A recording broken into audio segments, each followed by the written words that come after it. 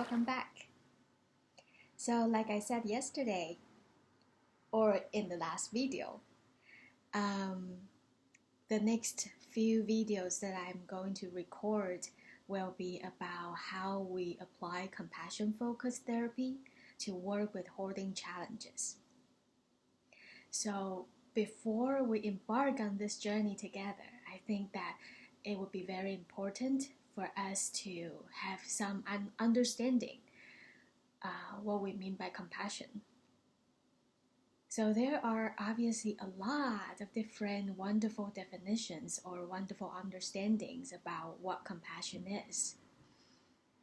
So I would like you to imagine if there is somebody in your life or somebody that you know of that you would describe them as very compassionate. So think about it. What about them? What are the attributes that they have that would make you thought that, yes, that's a compassionate person? So I believe many of you may be thinking kindness and being loving. And some of you may be thinking about this is the kind of person that wants to help. And maybe there are other answers that you are having in your mind that I'm not covering. So in compassion-focused therapy, the definition of compassion is such. So I'm going to read that to you. So it's the sensitivity to suffering in self and others, with a willingness to try to alleviate and prevent the suffering. So let me read that again.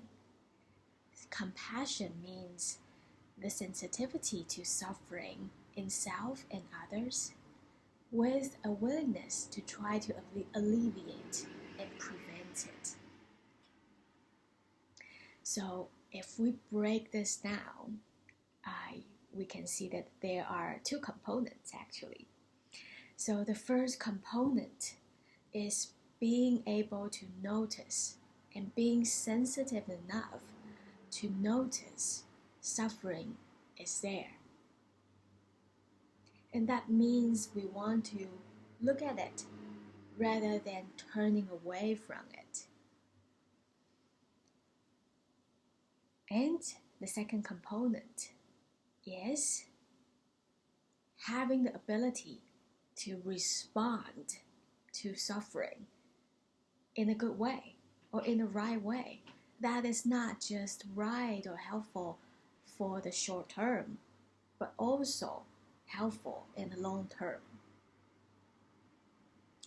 So I would like to invite you to think about, how is this going to be relevant for my hoarding issue?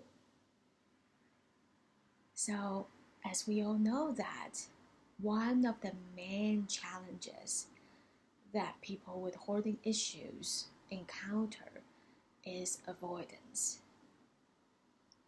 So a lot of you are very, very smart, very, very creative people. And what makes it hard for you to organize things in your home is not that you have no clue what to do. Yes, there may be challenges, but it's not that you don't know how to pick up things that you don't need and toss it. No, that's not your problem.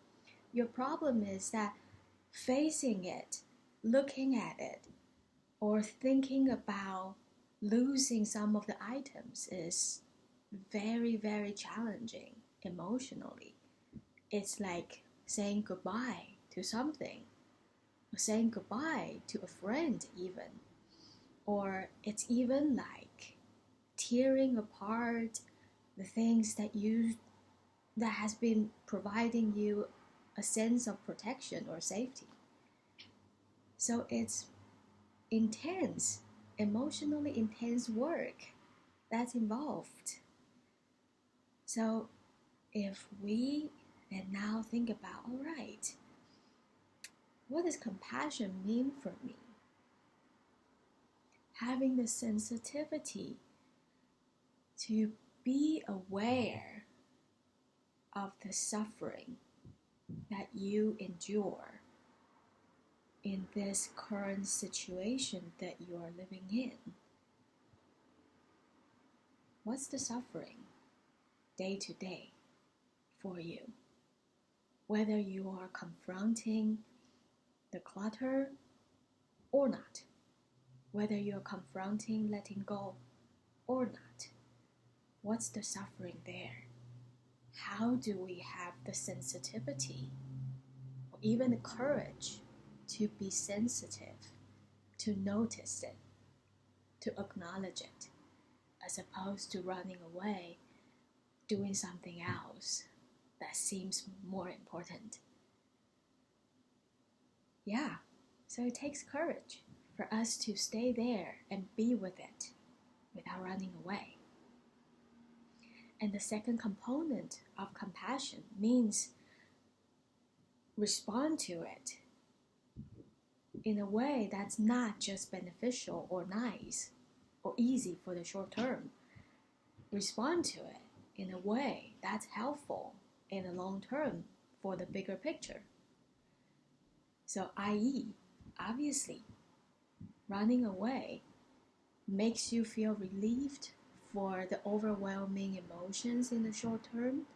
However, it causes you prolonged suffering. However, it costs you a lot of interpersonal, emotional difficulties in the long term.